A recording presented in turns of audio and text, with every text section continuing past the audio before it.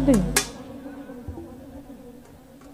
কোরআনের একটি সূরাতে একটা ঘটনার বর্ণনা দেওয়া আছে যে বানর এক সময় মানুষ ছিল। সত্য কিনা? বানর এক সময় মানুষ ছিল। এই মানুষ বানরে পরিণত হওয়ার কারণটা কি? অবশ্যই তার একটা পাপের কারণে তার এই শাস্তিটা হয়েছে নাকি? আমাদের কোরআনে 25 জন নবী সম্পর্কে আলোচনা রয়েছে। তার মধ্যে হযরত দাউদ আলাইহিস সালাম, ওনার সময়ে, আমাদের সময় যেমন শুক্রবার আমরা জুমার দিন বলি, ওই সময় শনিবারকে জুমার দিন বলা হইতো।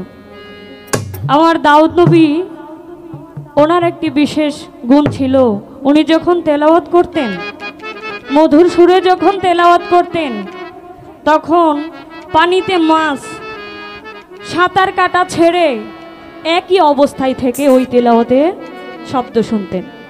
পাখি যদি আকাশে উড়ে যাইতো, সেই পাখি থেমে ওই তেলাওয়াতের শব্দ শুনতেন। তো এক ভক্ত সম্প্রদায়, যারা আমার দাউদ আলাইহিস সালাম নবীর ভক্ত সম্প্রদায় ছিল, ওরা মাছ ধরতো। তো আমার দাউদ আলাইহিস সালাম একদিন বললেন, আমি যখন কোরআন তেলাওয়াত করি তখন তোমরা মাছ ধরবে না, কারণ জেলেরা জানে যখন কোরআন তেলাওয়াত করে তখন সব মাছ একদিকে এসে ওই তেলাওয়াতের শব্দ শুনে কোনো নড়াচড়া করে না। তখন জেলেরা ভাবে ওই সময় তো মাছ ধরলে বেশি ধরা যাবে। তো আমার দাউদ আলাইহিস সালাম বলে দিয়েছিলেন যে শনিবার তোমরা কোনো মাছ ধরবে না। কিন্তু এক জেলে সম্প্রদায় লোভের তাড়নায় ওই আদেশ তারা মানে নাই। তারা যখন আমার দাউদ আলাইহিস সালাম কোরআন তেলাওয়াত করছেন শনিবার দিন, ওই দিন এক নদীর সমস্ত মাছ একদম নদীর কিনারে চুপ করে আমার তেলাওয়াত শুনতেন। দাউদ আলাইহিস সালাম যখন তার সুমধুর কণ্ঠে তেলাওয়াত করতেন, ওই তেলাওয়াত শুনতেন।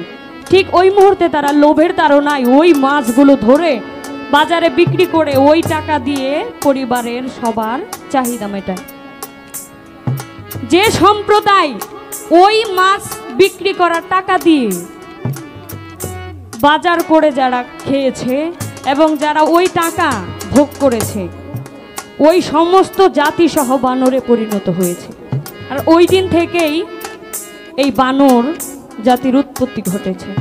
এটা কিন্তু কোনো হাদিস না, এটা কোরআনের কথা।